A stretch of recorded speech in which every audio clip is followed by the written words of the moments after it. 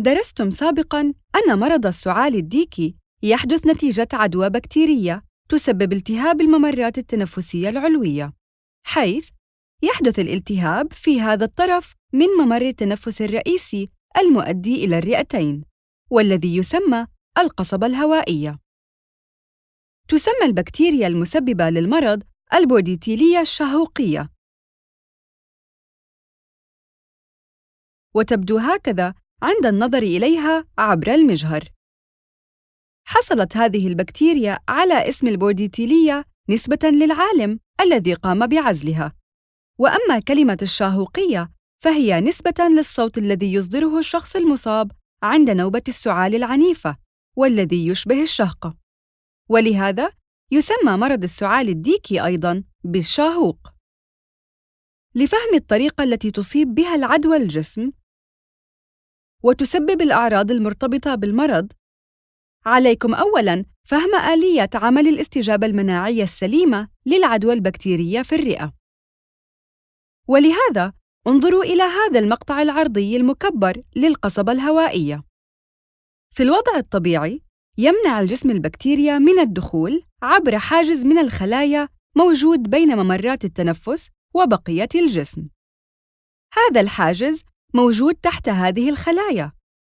هنالك أنواع مختلفة من الخلايا الحاجزة والتي تقوم بمهام مختلفة، ولكن التركيز سيكون على نوعين اثنين من هذه الخلايا، ذلك لأن دورهما مهم في فسيولوجيا السعال الديكي المرضية. النوع الأول من هذه الخلايا هو هذه الخلايا ذات الشعيرات الصغيرة التي تمتد إلى الممرات التنفسية. تسمى هذه الشعيرات الأهداب، وعملها هو إزالة المخاط والأجسام الغريبة التي قد تدخل الجسم عند التنفس.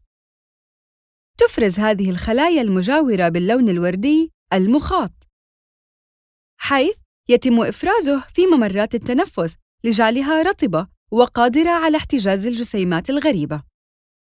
بصرف النظر عن المهام الخاصة التي تمتلكها الخلايا الحاجزة، فجميعها قادرة على الإحساس بالبكتيريا في الممرات الهوائية، وذلك من خلال الارتباط بالبكتيريا مباشرة أو الارتباط بالمواد التي تفرزها البكتيريا. عندما تكتشف الخلايا وجود البكتيريا، تبعث إشارة كيميائية وهي شبيهة بنداء الاستغاثة، تطلب فيه الدعم من خلايا الجهاز المناعي حتى تحضر إلى موقع الالتهاب لمحاربة البكتيريا. الأمر أشبه بشرطي يطلب الدعم من أجل إلقاء القبض على أحد المجرمين. في النسيج الرئوي هذا توجد خلايا مناعية تسمى الخلايا البلعمية، وعادة ما تكون هي أول الخلايا بعد الخلايا الحاجزة التي تكتشف دخول مسببات المرض، كما أنها ترسل نداء استغاثة كما تفعل الخلايا الحاجزة، ولكنها علاوة على ذلك تقوم بابتلاع البكتيريا. ارسموا خلية بكتيرية هنا. تحيط الخلايا البلعمية بالبكتيريا حتى تبتلعها كلياً وتغلفها بهذه الحبيبة، وعندما تصبح الخلية البكتيرية بداخل الحبيبة، تندمج الحبيبة نفسها مع عدد من الحبيبات الأخرى التي تحتوي على مركبات كيميائية وبروتينات، وهذا بدوره يقتل البكتيريا. هكذا يقاوم الجسم الالتهاب ويتخلص منه. ولكن نظراً إلى صعوبة هذه العملية، يرسل الجهاز المناعي خلايا إضافية لمساعدة الخلايا البلعمية، مثل الخلايا المتعادلة التي تصل إلى موقع الالتهاب بعد إطلاق الخلايا البلعمية نداء الاستغاثة، وذلك للمساعدة في ابتلاع البكتيريا. توجد الخلايا المتعادلة في الأوعية الدموية وتتحرك مع الدم. هذا وعاء دموي، وهذه خلية متعادلة تتحرك خلاله. عند إرسال الخلايا الأخرى لنداء الاستغاثة، تزداد نفاذية الأوعية الدموية عبر تشكل ثقوب صغيرة في الوعاء الدموي، مما يسمح للخلايا المتعادلة من الانتقال من الوعاء الدموي إلى النسيج الرئوي. كما تستجيب أيضاً الخلايا المتغصنة لنداء الاستغاثة، وتقوم بابتلاع جزء من البكتيريا أو من البروتينات التي تنتجها. ثم تترك النسيج لتنتقل عبر الوعاء الدموي إلى العقد الليمفية.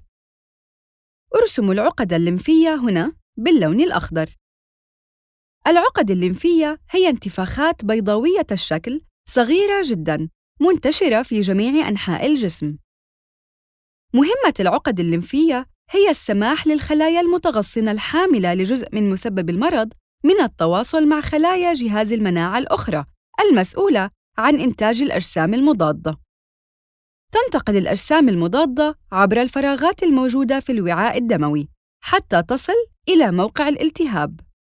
تقوم بعد ذلك بالالتصاق بمسببات المرض، معلنة بذلك أن على الخلايا البلعمية ابتلاعها وتدميرها.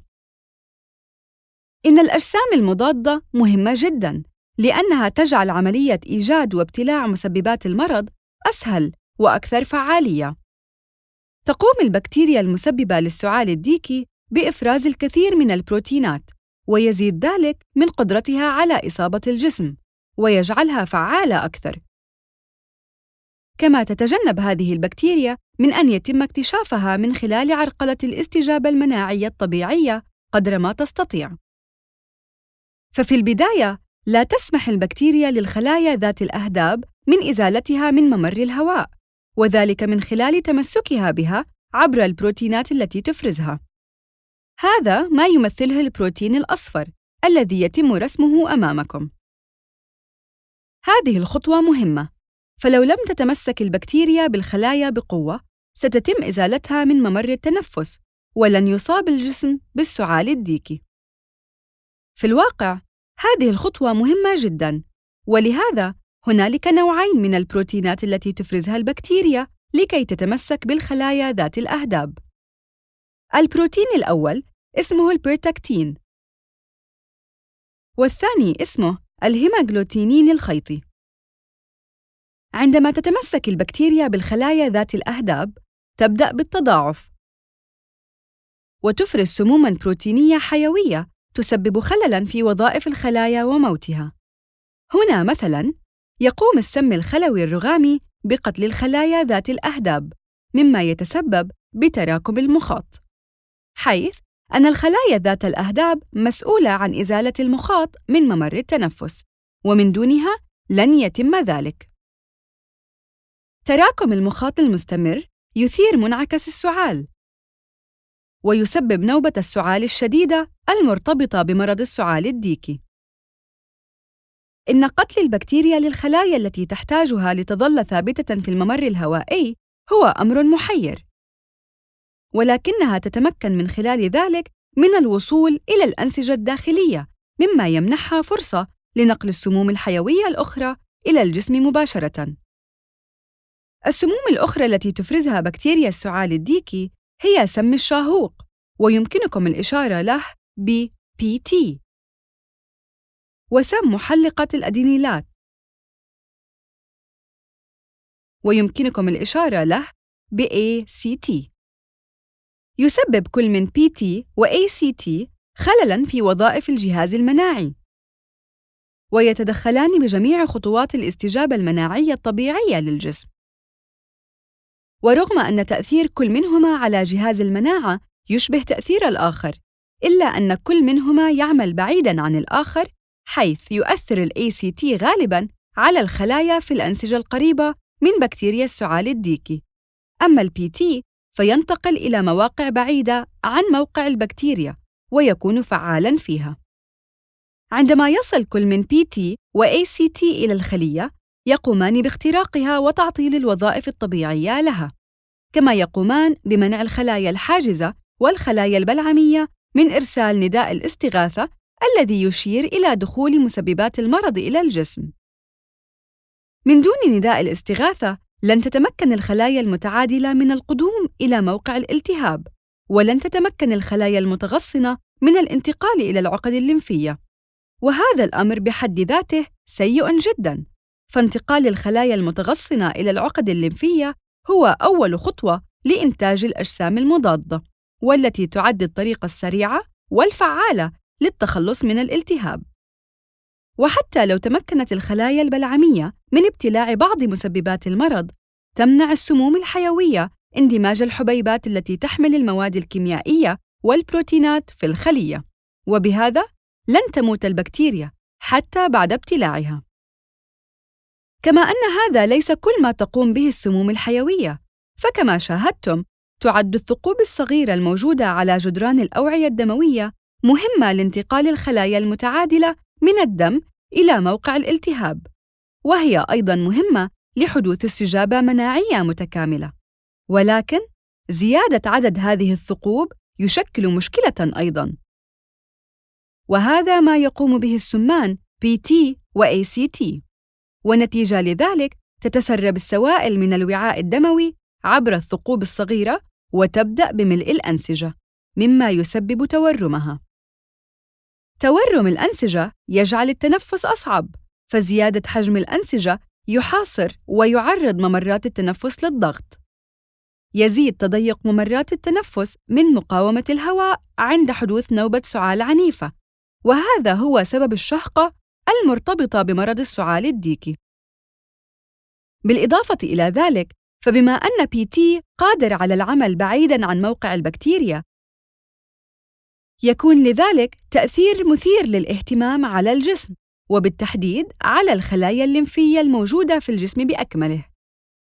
الخلايا الليمفية هي الخلايا المسؤولة عن إنتاج الأجسام المضادة، ولأن PT يسلك سلوك عامل نمو، يتسبب ذلك بانقسام الخلايا الليمفية انقساماً سريعاً، مما يجعلها تتضاعف تضاعفاً غير اعتيادي، ويمكن ملاحظة هذا الأمر عند الأطفال الرضع المصابين بالسعال الديكي، حيث يكون عدد الخلايا الليمفية في الدم 3 أضعاف عددها الطبيعي. حتى الآن، السبب وراء ذلك غير معروف، ولكن معدل الزيادة في عدد الخلايا الليمفية يعكس شدة المرض. في الختام، يجدر التنبيه إلى أن البروتينات والسموم الحيوية التي ذكرناها في هذا الدرس ليست كل ما تنتجه بكتيريا السعال الديكي، ولكن التركيز كان عليها لأنها تعد أهم المكونات المستخدمة في صناعة اللقاحات ضد السعال الديكي. وهكذا نكون قد وصلنا إلى نهاية الدرس.